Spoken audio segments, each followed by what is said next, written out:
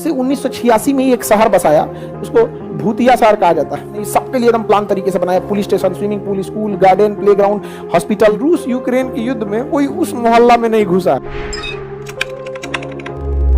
देखिए मेरी और ध्यान से अब देखिए, पहले ये सब यूएसएसआर का हिस्सा था, रूस का हिस्सा था। कौन सा?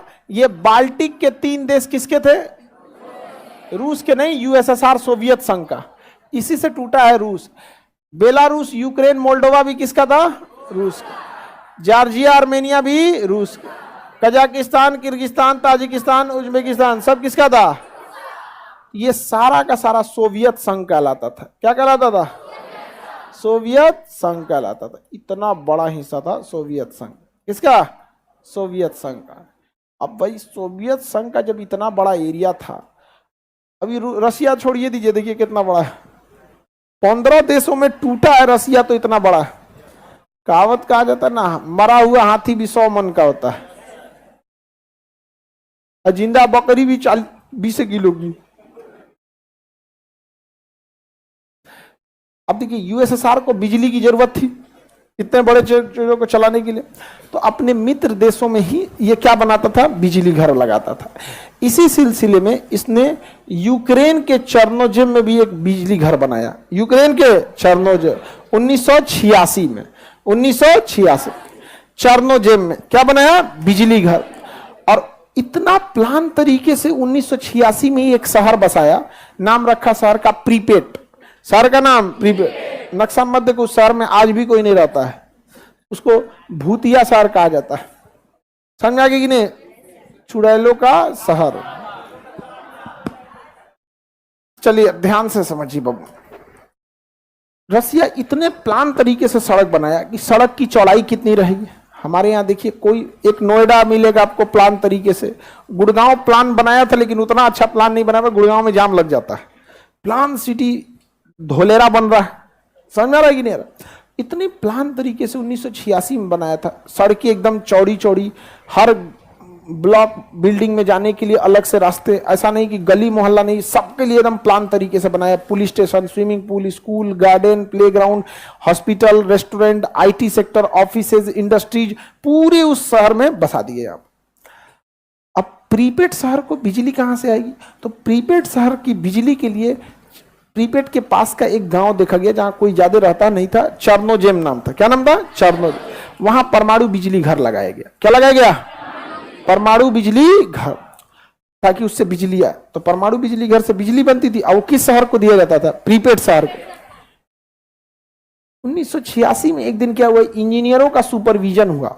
इंजीनियर आए सब मुआवना करने, तो ये ससुरा क्या किया, सब वहां का जो सीनियर इंजीनियर था, इंजीनियरों को खुश करने के लिए जो आए थे सब। कभी कभी होता है ना कि आदमी इंसान बहुत जल्दी खुश कैला के चक्कर में ढेर दिक्कत हो जाता है। जैसे जहाज रनवे पे दौड़ रही है, अब भाई कुछ दूर दौड़ाएगा तब ना उड़ाएगा, कि देखैला के चक्कर में देख हम कितने दूर में उड़ा देते हैं, धाए दे उठा दे, इसे तो लब दे गिर जाएगा नीचे।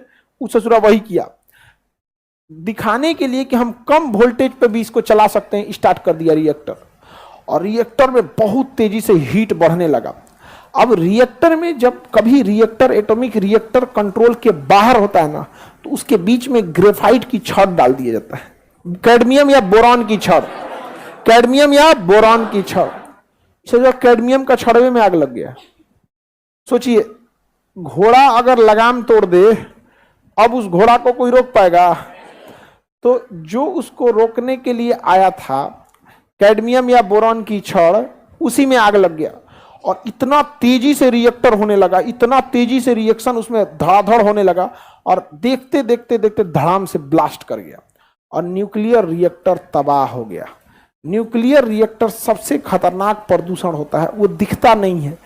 जैसे कोरोना नहीं ना दिखता था, कैसे फैल गया, वैसे परमाणु बम एक प्रदूषण है, वो क्या हो गया? फैल गया। और वहां हजारों लोगों की मौत हो गई, ऑन द स्पॉट वहां मौत हुई।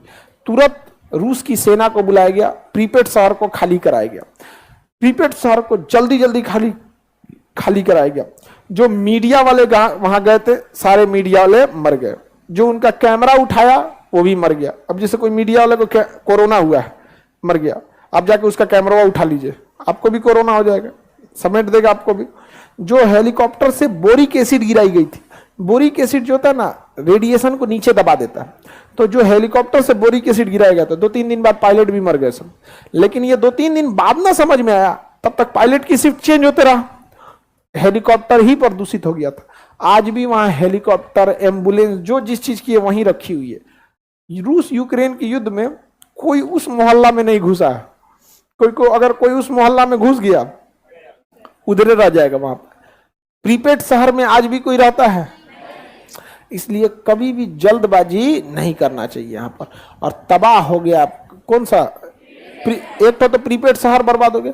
सोचिए कितनी सरकार का पैसा बर्बाद हो गया। आपका एगो घर बर्बाद हो जाएगा, पता चला घर में कोई दुष्ट आत्मा रहती है, तो आपका पूरा पैसा बर्बाद हो जाएगा। आदमी कहेगा कोई बात नहीं, हम दुष्ट आत्मा के साथ ही रहेंगे। नहीं समझ में आया? तो दिक्कत हो जाएगा आप लोग को, तो उसका पूरा पैसा बर्बाद होगा।